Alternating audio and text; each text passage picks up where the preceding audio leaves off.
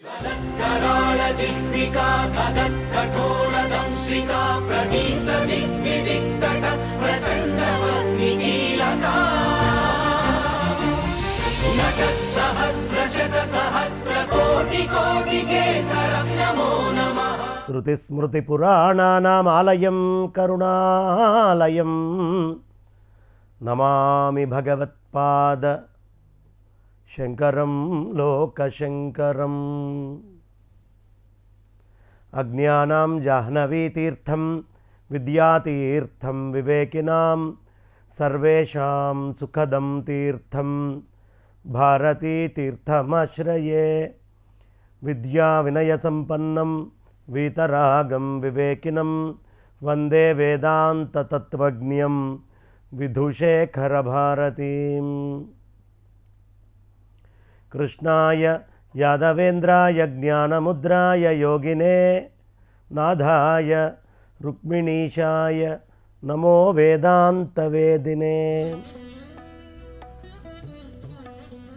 ETV life పురాణ రహస్యాలులో భాగంగా కూర్మ పురాణాంతర్గత రహస్యాలని, కూర్మ పురాణ వైభవాన్ని సంపూర్ణంగా మనం చెప్పుకుంటూ ఉన్నాం.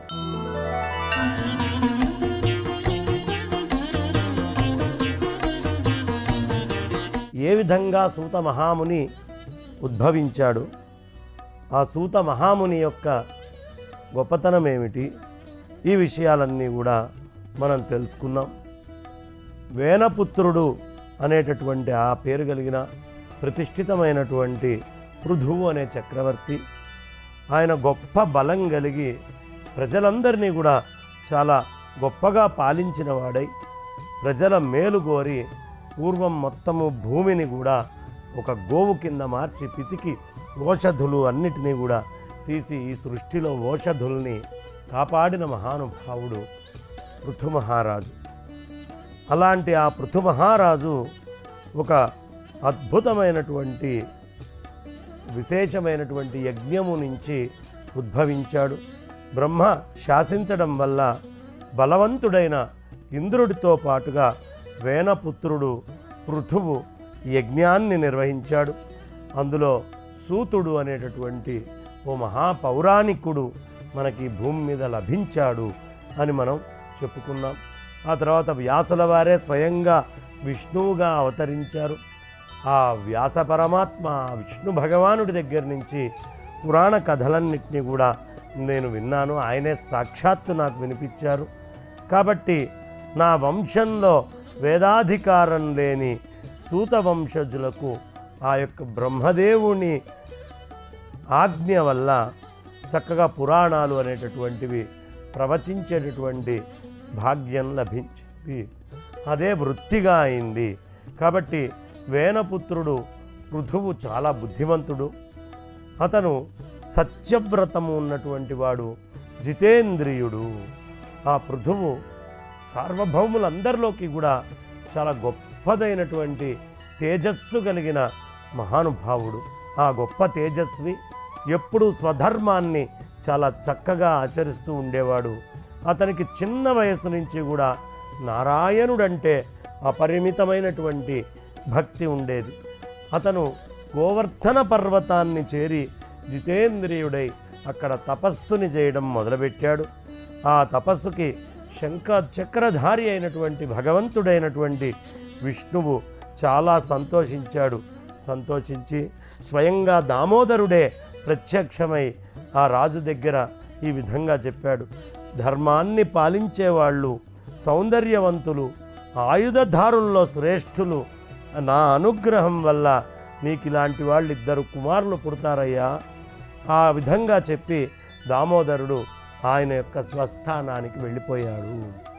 వేనపుత్రుడు పృథువు కూడా వేద విహితమైనటువంటి పద్ధతిలో ఎప్పుడూ దాని మీద నిశ్చయం, వేదం ఏం చెప్పింది, వేదం ఏ ఏ కర్మలు చేయాలని చెప్పింది, ప్రాతకాలం లేచిన దగ్గర నుంచి రాత్రి నిదురించేదాకా నిద్రా సమయంలో శిరస్సు ఎటుండాలనేది కూడా వేదమాత అనుగ్రహించింది. కాబట్టి పూర్తిగా వేదము ఏది శాసించిందో ఆ వేద విహితమైనటువంటి బుద్ధి కలిగి ఆ వేదవిహితమైనటువంటి బుద్ధితో నిశ్చల భక్తిని ఉంచుకొని మధుసూదనుడైన విష్ణువుని ధ్యానిస్తూ రాజ్యపాలన చేస్తూ ఉండేవాడు మహానుభావుడైనటువంటి ఆయన. కొంతకాలం అయ్యేటప్పటికీ చాలా అద్భుతంగా అతనికి స్వచ్ఛమైనటువంటి ఆ అద్భుతమైనటువంటి చిరునవ్వు కలిగినటువంటి అంతర్ధానుని భార్య అగ్నిహోత్ర రూపుడైనటువంటి 2 కుమారులకి జన్మనిచ్చింది. ఒకడు శిఖండి, ఇంకొకడు సుశీలుడు. అతడు ధార్మికుడు, చాలా అందమైనటువంటి రూపం ఉన్నవాడు. వేదాంగాల యొక్క మూలాలు అద్భుతమైనటువంటి వాటిల్లో అర్థాలని ఎరిగినటువంటి మహానుభావుడు. అతను శాస్త్ర ప్రకారం వేదాలన్నింటినీ కూడా అభ్యసించడం మొదలుపెట్టాడు. ధర్మ మార్గంలో తపస్సు చేయడానికి సంకల్పించాడు. అదృష్టవశంగా ధర్మవిధుడై సన్యాసంలో బుద్ధిని నిలిపాడు. సన్యాసం తీసుకోవాలి అనే కోరిక వచ్చింది సుశీలుడికి. ఆ సుశీలుడు తీర్థయాత్రలు చేయడం మొదలుపెట్టాడు, వేదాధ్యయనం చేయడం మొదలుపెట్టాడు. తపస్సు అనే దాంట్లో నిష్ఠ ఎక్కువ పెరిగిపోయింది. ఒకసారి అతను చాలా అద్భుతంగా పెద్దలందరూ ఋషులందరూ సేవించేటటువంటి హిమాలయ శిఖరాన్ని చేరాడు. అక్కడ ధర్మసిద్ధిని పొందే ధర్మవనాన్ని చూశాడు. అక్కడ ధర్మము అనే దాని యొక్క సిద్ధి పొందడానికి హిమాలయాల్లో ధర్మము అనే ఒక వనం ఉంది. అది యోగులు మాత్రమే వెళ్ళేటటువంటిది. వేదాన్ని ఎవడైనా నిందిస్తే ఆ ధర్మము అనేటటువంటి అద్భుతమైన వనము వాళ్ళకి కనిపించదు. వేద నిందకులకి అక్కడ ఆ వనం కనిపించదు. అలాంటి మహత్తరమైనటువంటి వనంలో ధర్మసిద్ధిని పొందించే ధర్మవనాన్ని చూసి చాలా ఆనందపడి పుణ్యవతి నిర్మలమైనటువంటి కమలాలతో కలువలతో కూడి సిద్ధాశ్రమాల్లో అలంకృతమై ఉన్నటువంటి మందాకిని అనేటటువంటి నదిని చూశాడు. చక్కగా మందాకిని జలాలు పారుతూ ఉన్నాయి. అందుకనే మనం పరమేశ్వరుణ్ణి ధ్యానం చేసేటప్పుడు కూడా శంకరాచార్యులు వారు చెప్పిన మందాకిని సలిల చందన చర్చితాయ అంటాం. ఆ మందాకిని జలాలతో చక్కగా అర్చన చేస్తూ ఉంటాం. అలాంటి మందాకిని నదిని చూశాడు. మందాకిని దక్షిణ తీరంలో మునులందరూ కూడా యోగులతో పుణ్యప్రదమైనటువంటి చాలా అందంగా ఉన్నటువంటి ఆశ్రమాన్ని చక్కగా ప్రేమతో ఒక్కసారిగా చూశాడు. చూసి మందాకిని నదిలో స్నానం చేసి పితృదేవతలకి తర్పణాలని వదిలిపెట్టాడు. అక్కడ తర్పణాలను వదిలి చక్కగా తామస కలువ తామరలు కలువలు మొదలైన పుష్పాలతో మహాదేవుణ్ణి పూజించి సూర్యమండలంలో ఉన్నటువంటి ఆ భగవంతుణ్ణి ధ్యానించి దోసిలి 2 తీసుకొని సూర్యుడి వైపు చూస్తూ పరమేశ్వరుని యొక్క స్తోత్రం చేశాడు. రుద్రాధ్యాయేన గిరిశం రుద్రస్య చరితేన చ అన్యైశ్చ వివిధైః స్తోత్రైః శాంభవైర్వేద సంభవైః అథాస్మిన్నంతరే పశ్యత్ సమాయంతం మహామునిం శ్వేతాశ్వతరనామానం మహాపాశుపతోత్తమం. వేదాధ్యయనంలోని రుద్రుణ్ణి చరిత్ర పఠనంతో రకరకాలైనటువంటి ఇతర స్తోత్రాలతో వేదంలోని శివ సంబంధమైనటువంటి మంత్రాలన్నింటినీ కూడా స్తుతించడం మొదలుపెట్టాడు. ఇంతలో తన వద్దకు వస్తున్నటువంటి శ్వేతాశ్వతుడనే పాశుపతుడు శ్రేష్ఠుడైనటువంటి మహామునిని ఆ సుశీలుడు చూశాడు. పాశుపతముతో ఉన్నటువంటి ఆ శ్వేతాశ్వతరుణ్ణి చూశాడు.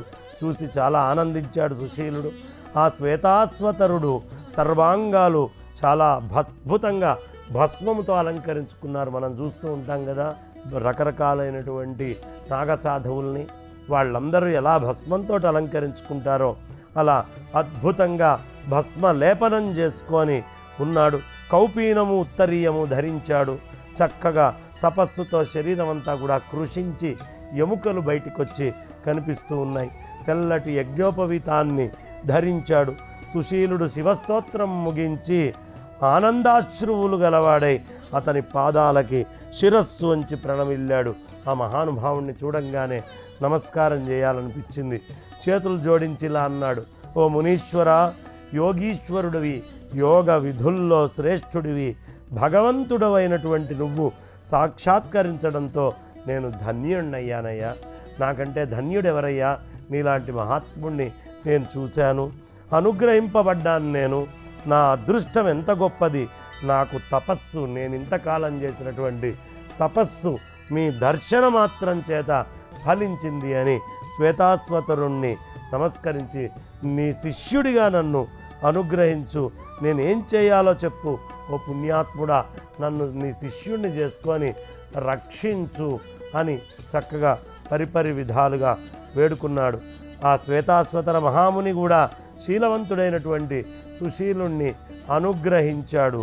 చక్కగా తపస్సుతో పాపాలు నశించిన అతడిని ఈ శిష్యుడిగా స్వీకరించాడు. చాలా అద్భుతంగా అనేక విషయాలు చెప్తూ సన్యాసానికి సంబంధించిన శాస్త్ర విధిని చెప్పడం మొదలుపెట్టాడు. సన్యాసము ఎలా ఉండాలి అంటే, వివేకవంతుడైనటువంటి మహాముని తమ శాఖలో విధింపబడినటువంటి ప్రతి ఒక్కళ్ళకో శాఖ ఉంటుంది. కృష్ణ యజుశాఖ, శుక్ల శాఖ, అశ్వలాయనుడు చెప్పినటువంటి ఋగ్వేదంలో ఉండేటువంటి అనేక శాఖలు, సామ శాఖలు, అధర్వ శాఖలు, వీటిల్లో ఏ ఋషి ఏ వేదానికి సంబంధించి ఏ శాఖ వాడైతే ఆ శాఖలో చెప్పబడ్డటువంటి అన్ని వ్రతాలని, నియమాలని, ఈశ్వర విషయక జ్ఞానాన్ని, అతనికి మొత్తాన్ని కూడా వాటన్నిటిని తీసుకొని ఉపదేశించాడు. ఆ జ్ఞానమంతా వేదాల్లోని సారము అని చెప్పాడు. ప్రాణ సంబంధమైనటువంటి పాశాలను విడిపించేటటువంటి ఆ బ్రహ్మము అనేటటువంటి మహత్తరమైన ఆత్మతత్వం ఏదైతే ఉందో ఆ ఆవరించిన చివరి ఆశ్రమంగా ఇది ప్రసిద్ధమైందయ్యా. సన్యాసం అనేది అన్నిటికంటే చివరిది, బ్రహ్మాన్ని ఆవరించి ఉండి బ్రహ్మముతో నిండి ఉండేటటువంటిది. ఇలాంటి మంచి ఆశ్రమంలో నివసించేటువంటి బ్రాహ్మణ, క్షత్రియ, వైశ్యులు బ్రహ్మచర్య వ్రతాన్ని పాటించే శిష్యులను చూస్తూ ఇలా అన్నాడు. అద్భుతమైన శ్లోకం. శిష్యా సంప్రేక్ష్య ఏతదాశ్రమవాసినః బ్రాహ్మణ క్షత్రియ వైశ్య బ్రహ్మచర్యపరాయణాః. ఇక్కడ యోగులు నేను ప్రవర్తించినటువంటి శాఖలన్నింటినీ కూడా చక్కగా అధ్యయనం చేస్తూ ఈశ్వర నిర్మితమైనటువంటి ఈ విశ్వాన్ని మొత్తాన్ని కూడా ధ్యానిస్తూ, ఈశ్వరుడు ఏదైతే నిర్ణయించాడో ఆ విశ్వాన్నంతటినీ కూడా ధ్యానిస్తూ ఉండాలి, మహాదేవుడైన శివుణ్ణి సేవిస్తూ ఉండాలి అని చెప్పాడు. ఇక్కడ మహాదేవుడైనటువంటి శివుడు పార్వతీదేవితో కూడా విహరిస్తూ ఉంటాడయ్యా ఈ మందాకిని జలాల దగ్గర. భక్తుల యందు చాలా దయా అనేటటువంటి గుణంతో ఆయన నివసిస్తూ ఉంటాడు. ఇక్కడ భక్తుల పట్ల విశేషమైన దయగా ఉంటుంది. కాబట్టి ఈ ప్రదేశంలో పూర్వం సర్వలోకాలకి సృష్టికర్త అయినటువంటి నారాయణుడు స్వయంగా లోకక్షేమం కోరి మహాదేవుణ్ణి పూజించాడు. ఇక్కడ దేవతలు కూడా దేవదేవుడైన ఈశానుణ్ణి ఆరాధించి దేవతలు, రాక్షసులు కూడా చాలా గొప్ప సిద్ధిని పొందారయ్యా అని చెప్తారు. ఇహాశేష జగద్ధాత పురా నారాయణ స్వయం ఆరాధయన్ మహాదేవం లోకానాం హితకామ్యయా ఇహైనం దేవమీశానం దేవానామపి దైవతం ఆరాధ్య మహతీం సిద్ధిం లేఖిరే దేవదానవా. చక్కగా దేవతలు, దానవులు అందరూ కూడా సిద్ధిని పొందారయ్యా. ఇక్కడే మరీచి లాంటి మహామునులు ఎంతోమంది మహేశ్వరుణ్ణి చక్కగా అర్చించి దర్శించి వాళ్ళ తపోబలం వల్ల సర్వకాలీనమైన జ్ఞానాన్ని పొందారయ్యా. శివానుగ్రహం వల్లే దధీచి లాంటి మహానుభావులు ఈ ప్రదేశంలో జ్ఞానాన్ని పొందారు. రాజా, అందువల్ల నువ్వెప్పుడూ కూడా తపోయోగాలు కలవారవై నాతో పాటు కూడా ఎల్లప్పుడూ ఉండు, దానివల్ల నువ్వు కూడా సిద్ధిని పొందుతావు అని చెప్పాడు శ్వేతాశ్వతరుడు. అలాగే సుశీలుడు చక్కగా నమస్కరించి బ్రాహ్మణోత్తముడు ఇలా చెప్పడం మొదలుపెట్టాడు. శివుణ్ణి ధ్యానించి అతనికి సర్వసిద్ధులు కలగడానికి మహామంత్రాన్ని విధి విధానంగా ఉపదేశించాడు. ఆ శివమంత్రాన్ని సుశీలుడికి ఉపదేశించాడు. ఆ మంత్రం అన్ని పాపాలని తొలగించేటటువంటిది. వేదాల సారభూతమైనటువంటి ఆ మహామంత్రం మోక్షాన్నిచ్చేటటువంటిది. అగ్ని అనేది ఆది యందు ఉన్నది, చాలా గొప్పగా ఉంది. మొదటి నుంచి ఉన్నటువంటి మహామంత్రం అది. కాబట్టి ఋషుల వల్ల ప్రవర్తింపజేయబడినది, చాలా పుణ్యప్రదమైనటువంటిది అయిన ఈ మంత్రాన్ని చేయి అన్నాడు. ఆ రాజు సుశీలుడు ఆ మాటల్లో శ్రద్ధ కలివాడై సాక్షాత్తు పాశుపతుడై వేదాభ్యాసరతుడైన శరీరమంతా భస్మాన్నలుముకోనున్న కందమూలాలే ఆహారంగా తీసుకుంటూ శాంతుడై ఇంద్రియాలన్నిటినీ క్రోధాన్ని జయించి సన్యాస విధిని ఆశ్రయించాడు. సన్యాసి అంటే క్రోధంతో ఉండకూడదు, ఇంద్రియాలన్నింటినీ కూడా నియంత్రించుకొని ఉండాలి. అలా హవిర్ధానుడు ఆగ్నేయ అనే భార్య యందు విలువిద్యలో పారగదుడైనటువంటి ప్రాచీన బర్హి అనే పేరు గల కుమారుణ్ణి పొందాడు. ఈ ప్రాచీన బర్హి కథ కూడా చాలా విశేషమైనటువంటి కథ, చాలా గొప్పగా మనకు చెప్పబడుతుంది భాగవతంలో కూడా. కాబట్టి ఆయుధధారుల్లో శ్రేష్ఠుడై పూజ్యుడై ప్రాచీన బర్హుడు సముద్రతనయ అయిన భార్య యందు చక్కగా 10 మంది పిల్లల్ని పొందాడు. ఆ కుమారులు బలం కలిగి ప్రసిద్ధులైనటువంటి రాజులుగా ప్రచేతసులు అని పిలువబడ్డారు. వాళ్ళు వాళ్ళ శాఖ వేదాన్ని అధ్యయనం చేసి నారాయణుని యందు భక్తి గలవారై ఉన్నారు. ఆ 10 మంది ప్రచేతసుల వల్ల మారిష అనే స్త్రీ యందు పూర్వం బ్రహ్మకుమారుడిగా ఉన్న మహానుభావుడు దక్ష ప్రజాపతి జన్మించాడు. దక్ష ప్రజాపతి తెలియని వాళ్ళు ఉండరు. అలాంటి దక్ష ప్రజాపతి ఉద్భవించాడు. ఆ ప్రాచేతసుడైనటువంటి దక్షుడు ధీమంతుడైన మహేశ్వరుడితో వివాదాన్ని పెట్టుకొని శపింపబడ్డాడు. కాబట్టి ప్రచేతసుల పుత్రుడయ్యాడు. మహాదేవుడైనటి శివుడు తన దేవి ఇంటికి వస్తున్న దక్ష ప్రజాపతిని చూసి అతనికి తగిన సత్కారాన్ని స్వయంగా చేశాడు. అప్పుడు బ్రహ్మకుమారుడైన దక్షుడు క్రోధం ఆక్రమించగా తనకు జరిగిన సత్కారం నాకు తగ్గట్టు లేదయ్యా, ఏదో చిన్నగా సత్కారం చేశారు అని భావించి కోపంగా లేచి ఇంటికి వెళ్ళిపోయాడు. తర్వాత ఒకసారి ఇంటికి వచ్చినటువంటి పుత్రిక సతీదేవిని దక్షుడు కోపంతో భర్తతో కూడా ఆమెను నిందించి సాక్షాత్తు పరమేశ్వరుణ్ణి కూడా తిట్టడం మొదలుపెట్టాడు. నీ భర్త శివుని కంటే తక్కిన అల్లుళ్ళే చాలా శ్రేష్ఠులు అన్నాడు దక్షుడు. ఇటువంటి వాడు వచ్చిన దారినే వెళ్ళు, ఎక్కడి నుంచి వచ్చావు అటే పో అని చెప్పాడు చక్కగా సతీదేవిని. ఆ దక్షుని వాక్యాన్ని విన్నటువంటి సతీదేవి తండ్రి దక్షుణ్ణి దూషించి తన శరీరాన్ని అగ్నిలో ఉంచింది. ఆత్మత్యాగం గావించుకుంది ఆ సతి. హిమవంతుడి తపస్సుకు సంతోషించి అతన్ని పుత్రిగా జన్మించింది. దక్షుడింట్లో అగ్నిహోత్రంలో లుప్తమైనటువంటి తల్లి మళ్ళీ హిమవంతుడి ఇంటికి చేరి పుత్రికగా పుట్టింది. ఆశ్రితుల బాధలు తొలగించే భగవంతుడు రుద్రుడు ఆమెను తన భార్యగా గుర్తించి ఆమె మరణానికి కారకుడైన దక్షుని ఇంటికి వచ్చి అతన్ని శపించాడు. ఈ కథ భాగవతంలో వేరుగా, ఇక్కడ కూర్మ పురాణాంతర్గతంగా కొంచెం వేరుగా ఉంటుంది. ఈ బ్రహ్మ సంబంధమైన శరీరాన్ని వదిలిపెట్టి క్షత్రియ వంశంలో జన్మించు, నీవు మూఢుడవై పుత్రిక యందే కుమారుడిని పొందెదవు అని చెప్పాడు. ఇలా పలికి మహాదేవుడు శివుడు కైలాస పర్వతానికి వెళ్ళిపోయాడు. ఆ స్వయంభువుడైనటువంటి దక్షుడు చక్కగా ప్రాచేసతునికి జన్మించినాడు. ఈ విధంగా స్వయంభువ మనువు చరిత్ర దక్షుని వరకు వివరించాడు. దీనిని విన్నవాళ్ల పాపాలు తొలగిపోతాయి అని చెప్పి కూర్మ పురాణంలో స్వయంభువ మను రాజవంశ అనుకీర్తనం అనే 14వ అధ్యాయాన్ని ఇక్కడికి పూర్తి చేశారు. ఇది పూర్తి చేసి ఇక నైమిషంలో ఉన్నటువంటి ఋషులు 15వ అధ్యాయంలో దక్షయధ్వ విధ్వంసం గురించి ప్రశ్నలు వేయడం మొదలుపెట్టారు. ఓ సూతుడా, వైవస్వత మన్వంతరంలో దేవదానవ గంధర్వ నాగులు రాక్షసుల ఉత్పత్తిని గురించి విపులంగా మాకు చెప్పండి అని అడిగారు. వెంటనే శివుడు శపించగా, దక్షుడు ప్రాచేసుతుడనే రాజుగా పుట్టి ఏం చేశాడు? గొప్ప జ్ఞానివైన సూతుడా, మేము వినాలనుకుంటున్నాం, కాబట్టి దానిని ఇప్పుడు మేము చెప్పవలసిందిగా కోరుతున్నాం అంటే సూతుడు ఈ విధంగా చెప్పడం మొదలుపెట్టాడు. వక్ష్యే నారాయణేనోక్తం పూర్వకల్పానుశంకినం శంకికం త్రికాలబద్ధం పాపఘ్నం ప్రజాసర్గస్య విస్తరం. నారాయణుడు పూర్వకల్పానికి సంబంధించి 3 కాలాల సంబంధం కలది. పాపాలను నశింపజేసే ప్రజాసృష్టిని గూర్చి చెప్పాడు. దానిని మీకు విస్తరంగా వివరిస్తానయ్యా.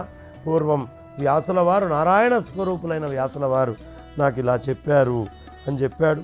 శివుడు శపించంగానే దక్షుడు ప్రాచేతసునికి పూర్వ విరోధంతో శంకరుని నిందించి గంగాద్వార ప్రవేశంతో హరి యజ్ఞాన్ని చేయడం మొదలుపెట్టాడు. చాలా దారుణంగా హరి యజ్ఞాన్ని చేస్తున్నాడు. అందులో యజ్ఞ భాగాన్ని స్వీకరించడానికి విష్ణువుతో కూడా దేవతలందరూ ఆహ్వానింపబడ్డారు. మునులందరితో మునిశ్రేష్ఠులు కూడా అక్కడికి చేరారు. శివుడు లేక అక్కడికి వచ్చిన దేవతా సమూహాన్ని చూశాడు దధీచి మహర్షి. ఆయనకి చాలా కోపం వచ్చింది. ఆ బ్రాహ్మడు ప్రాచేతసునితో ఇట్లా అన్నాడు, బ్రహ్మ మొదలగు పిశాచాల వరకు ఆ భగవంతుడైనటువంటి రుద్రుడి యజ్ఞభాగం చక్కగా అనుసరిస్తారు, ఆయన ఆజ్ఞల్ని పాటిస్తూ ఉంటారు. ఇప్పుడు శాస్త్రవిధితో ఎందుకు పూజించట్లేదు పరమేశ్వరుణ్ణి అని దధీచి మహర్షి గట్టిగా ప్రశ్నించాడు. అన్ని యజ్ఞాల్లో శివునికి భాగం కల్పించలేదు. భార్య గలవానికి ఇవ్వదగిన యజ్ఞభాగం భార్య లేని శంకరుడికి ఇవ్వను అని చెప్పాడు దక్షుడు. వెంటనే అతన్ని పూజించలేదు. ఆ మాటలకి దధీచికి కోపం వచ్చింది. నవ్వుతూ దేవతలందరూ వింటుండగా సర్వజ్ఞానమయుడైనటువంటి ఈ ముని మాటలు విని ఈ విధంగా అన్నాడు ఆ ముని, ప్రపంచమే తన స్వరూపంగా ఉన్న పరమేశ్వరుడు, అతని వల్లనే ఈ విశ్వం ప్రవర్తిస్తున్నది. అది తెలిసి సర్వయజ్ఞాల్లో శంకరుడు పూజింపబడుతున్నాడు.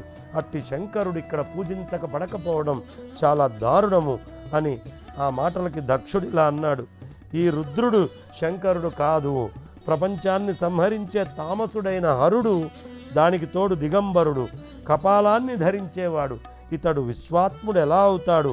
లోకాలను సృజించినవాడు ప్రభువైన నారాయణుడే ఈశ్వరుడు. అతడు సత్వగుణ ప్రధానుడు. అన్ని కార్యాల్లో ఆ భగవంతుడే పూజింపదగినవాడు అన్నాడు.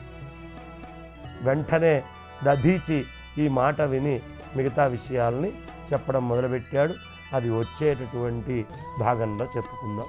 స్వస్తి. ఈ కార్యక్రమాన్ని తిరిగి చూడాలనుకుంటే www.youtube.com/@ETV Life Spiritual లో చూడవచ్చు.